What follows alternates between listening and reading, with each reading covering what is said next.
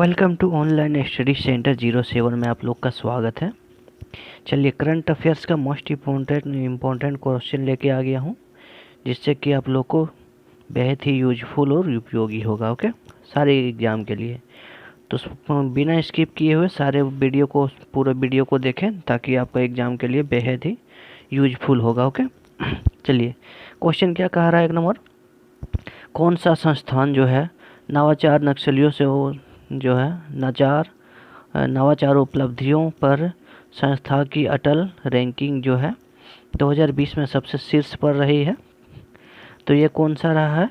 तो IIT जो है मद्रास, ऑप्शन नंबर सी आपका जो है। ओके, इससे कुछ एक्स्ट्रा फैक्ट देखते हैं। भारत में जो है प्रौद्योगिकी संस्था मद्रास नवाचार उपलब्धि की संस्थानों पर जो है अटल रैंकिंग जो है, जैसे ARIIA के द्वारा 2020 में सबसे जो शीर्ष स्थान पर रहा है। IIT मद्रास ने राष्ट्रीय महत्व को संस्था को श्रेणी में जो है शीर्ष स्थान पर हासिल किया। यह लगातार दूसरा बार है जब यह संस्था भारत में शीर्ष स्थान पर वित्त पोषण के तकनीकी संस्थाओं और श्रेणी विजेता के द्वारा उभरा हुआ। ओके, दूसरे स्थान पर IIT बॉम्बे और तीसरे स्थान पर IIT दिल्ली और बेंगलोर भारतीय विज्ञान IISc के श्रेणी में चौथा स्थान पर रहा है। ओके, चलिए देखते हैं क्वेश्चन नंबर दूसरा। क्वेश्चन नंबर दूसरा क्या कहा जा रहा है? क्वेश्चन नंबर दूसरा क्या कहा जा रहा है? अश्विनी कुमार शुक्ला को किस बैंक के नए मुख्य जोखिम अधिकारी बनाया गया? ओके, तो ये किस बैंक का बनाया गया है? तो ये बनाया गया आपका central bank of India, option number D. Okay, चलिए इससे कुछ एक्स्ट्रा फैक्ट देखते हैं। अश्विन शुक्ला को सेंट्रल बैंक ऑफ इंडिया मुख्य जोखिम अधिकारी के रूप में CRO के रूप में नियुक्त किया गया है। उसके पास बैंकिंग में 35 वर्षों से अधिक का विविध अनुभव है। इसमें सबसे पहले भारतीय स्टेट बैंक के जोखिम प्रबंधन विभाग के प्रबंधक के रूप में काम कर रहे थे। पिछले साल वित्त मंत्रालय ने अपने सुधार कार्यक्रम के तहत सरकारी बैंकों को बाजार से जोखिम अधिकारी के रूप में नियुक्त अनुमति दे दी। इस तरह की नियुक्ति करने वाला सेंट्रल बैंक ऑफ इंडिया पहला जो है सरकारी बैंक बना। ओके, चलिए देखते हैं क्वेश्चन नंबर 3 क्या कहा जा रहा है। फुल स्ट्रेप इंडिया वार्स जो है 1972 से 2020 नामक पुस्तक किसके द्वारा लिखी गई है? तो ये पुस्तक जो है सुब्रमण्यम के द्वारा लिखी गई है। Okay, Arjun Subramaniam, option number B. Okay, चलिए इससे कुछ एक्स्ट्रा फैक्ट देखते हैं।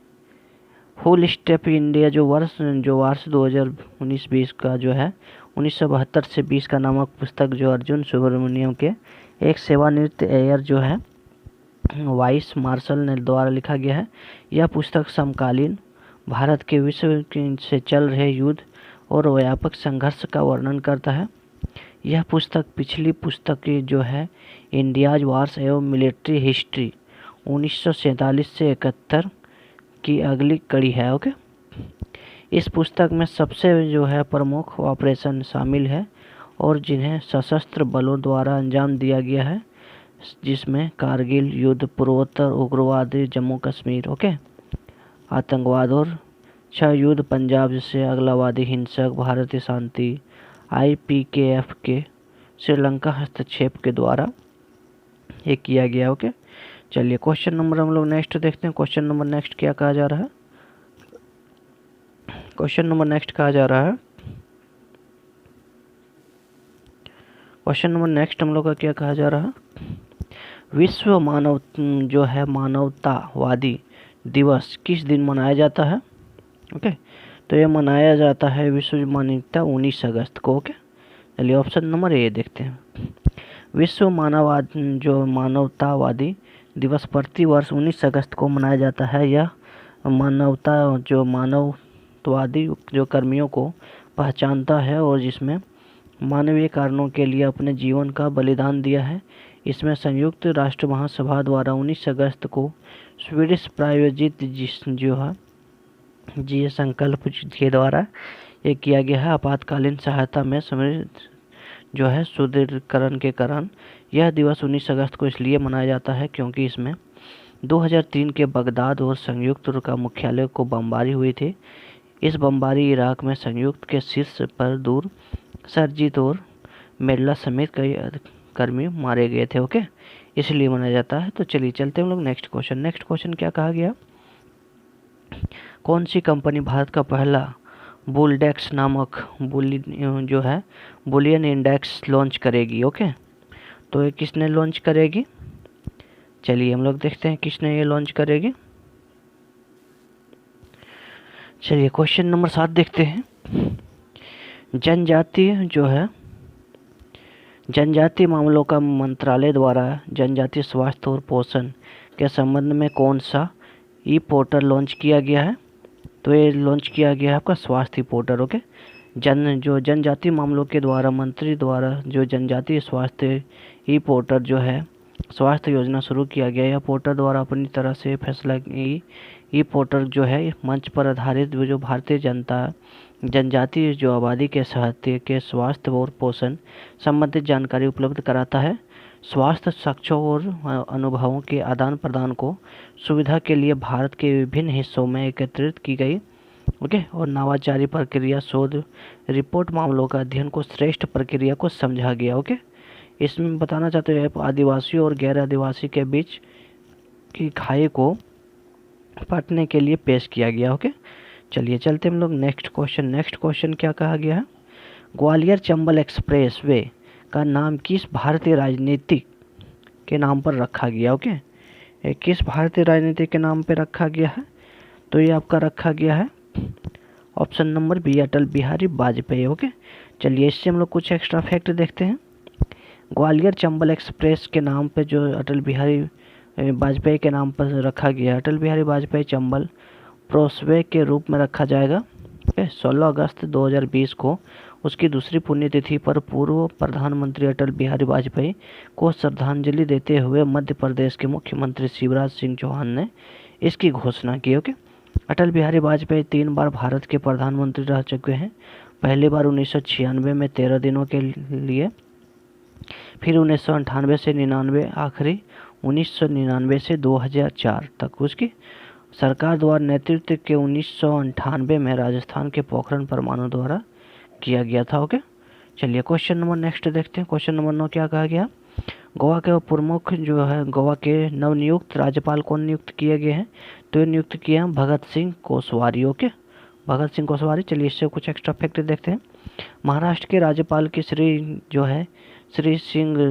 भगत सिंह कोश्यारी को गोवा के राज्यपाल के रूप में नियुक्त किया गया है। अतिरिक्त कार्यभार संभालने 2001 से 2002 तक उन्हें उत्तराखंड के दूसरे मुख्यमंत्री के रूप में काम करने के लिए किया गया है। इसमें पहले उत्तरांचल के रूप में जाना जाता था और आपातकालीन के खिलाफ संघर्ष में भाग लेने उन्हें जेल में भी डाल दिया गया था। कि आंतरिक सुरक्षा के अधिनियम के अनुसार रख रखाव तक अल्मोड़ा और फतेहगढ़ सेंट्रल जेल में हिरासत में भेजा गया था। उन्होंने सत्यपाल मलिक का स्थान ग्रहण किया गया था। उन्होंने नवंबर 2019 से 20 तक गोवा के राज्यपाल के रूप में कार्यरत भी किया गया। ओके, और मलिक के रूप में राज्यपाल के रूप में नियुक्त किया गया। ओके, चलिए चलते हैं नेक्स्ट क्वेश्चन नंबर 10 क्या कह रहा, भारत के अरुण 3 जल विद्युत परियोजना का निम्नलिखित में से किस देश की सहायता कर रहा है। ओके, तो ये किस देश की सहायता कर रहा है, तो ये नेपाल की सहायता कर रहा है। Okay, option number B, Bharat के 3 जलीय परियोजना के निर्माण को लेकर नेपाल की सहायता कर रहा है। यह नदी प्रकार की जो हाइड्रो इलेक्ट्रोनिक परियोजना के एक निर्माण कार्य करता है। परियोजना का निष्पादन अरुण जो है नदी पर SJVN अरुण जो है 3 पावर डेवलपमेंट कंपनी नामक अधिनियम द्वारा कंपनी किया जा रहा है। परियोजना की शुरुआत नेपाल सरकार ने 1992 में की थी। ओके, इस परियोजना का जो निर्माण के 5 भारतीय बैंकों द्वारा किया गया है, Bharatiya State Bank, Punjab National Bank, Axis Bank, okay, और UBI बैंक। ओके, 2 जो नेपाली बैंकों का जो है एवरेस्ट बैंक ऑफ नवीला बैंक। ओके, इसके निर्माण के लिए ऋण देने के वादा भी किया है, जो 900 मेगावाट का बिजली उत्पादन करने का क्षमता भी रखा है। ओके, चलिए so please like and subscribe कीजिए अपने चैनल को, ताकि आपको सही समय पे आपको वीडियो मिल सके, कोई भी वीडियो आपसे मिस ना हो।